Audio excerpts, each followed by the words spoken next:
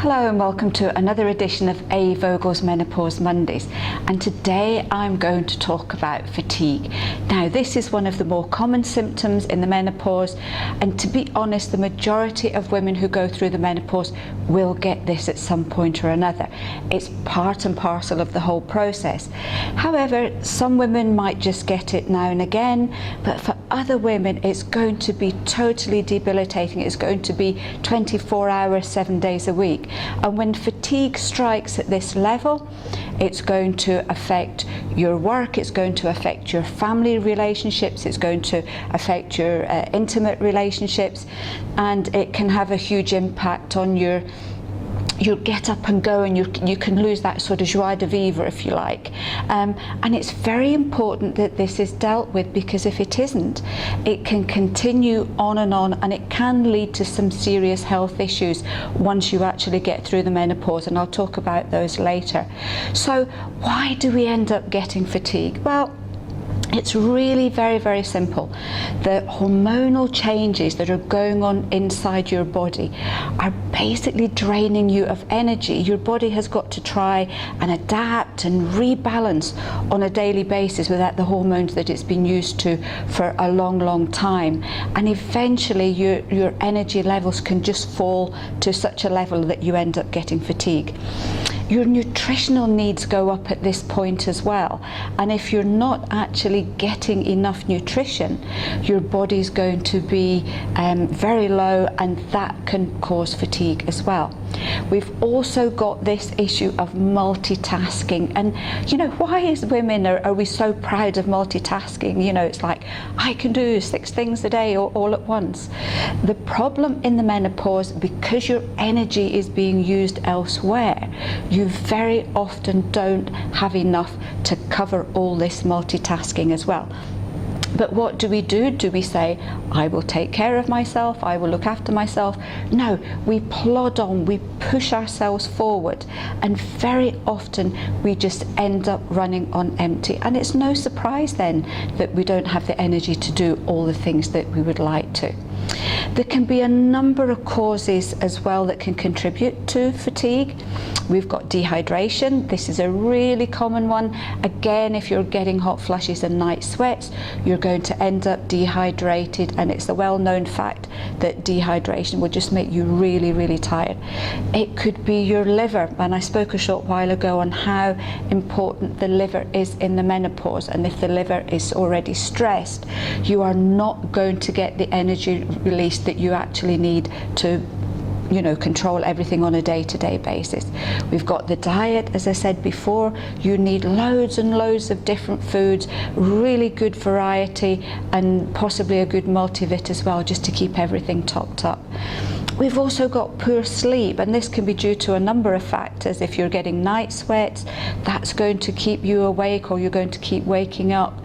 We know that estrogen itself can actually affect the way that we sleep, and we can end up waking up a lot more often during the night.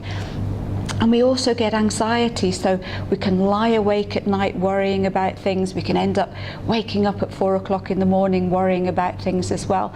And research has actually shown that poor sleep will have a big effect on our energy levels the next day. The other big issue is doing too much exercise, and I know exercise is really important in the menopause for all sorts of different reasons. But if you exercise too much and your energy levels are already low, then you can end up getting really serious fatigue.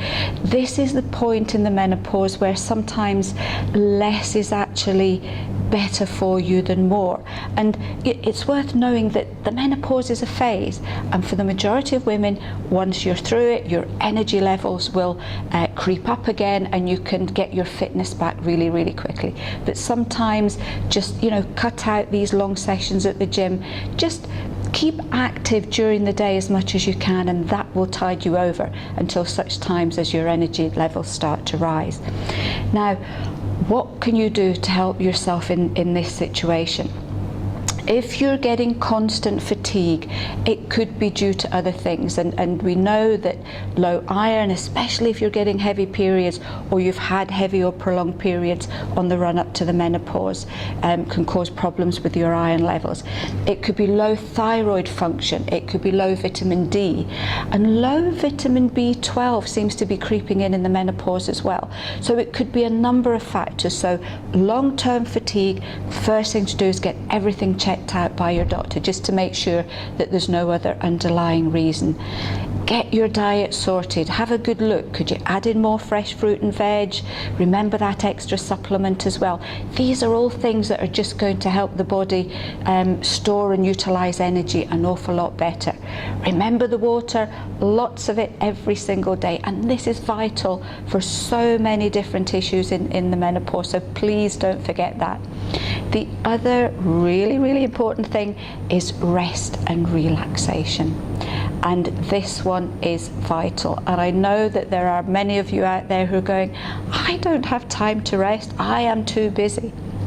Now, one of the great things you can do for yourself in the menopause is to be kind to yourself.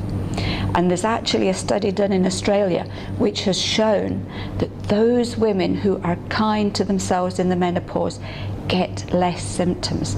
And what do we do as women? We care about people, we look after other people, we've got our work, we've got our friendships, we've got so many things that we end up doing on a daily basis.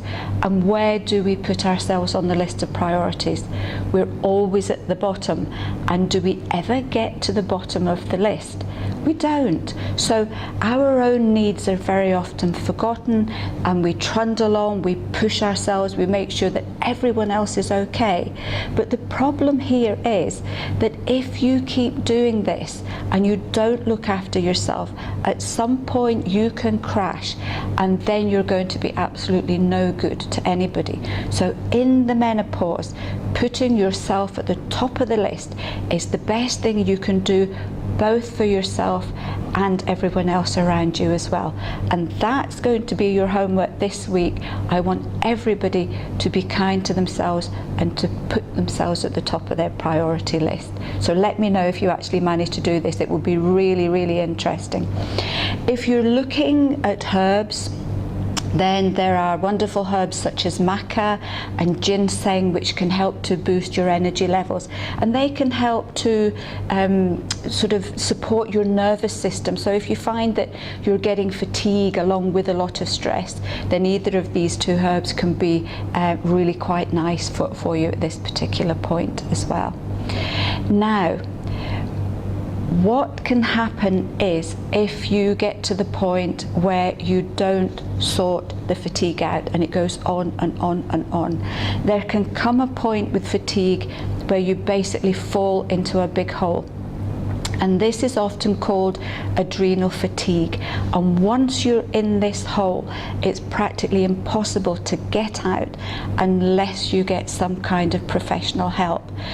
The problem with adrenal fatigue is that it gives the symptoms of hot flushes and sweats, joint aches and pains, low mood, depression, low libido. Doesn't that sound like the menopause?